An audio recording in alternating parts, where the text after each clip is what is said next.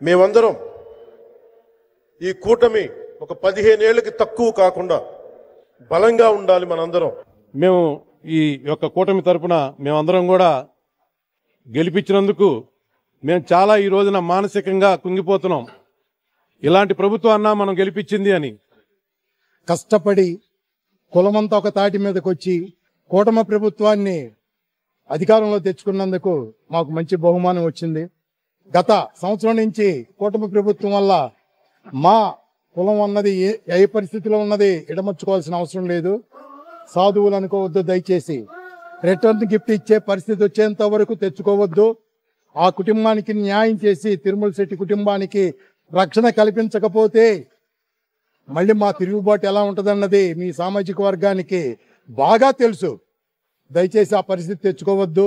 ఏదో పవన్ కళ్యాణ్ పుణ్యమా అని అన్నదమ్ముల్లాగా ఉందామని మేము భావిస్తున్నాము. మీరు మమ్మల్ని పాలేరులాగా చూడాలని ప్రయత్నం చేస్తే పాతాళానికి తొక్కటం ఎలాగో మాకు బాగా తెలుసు.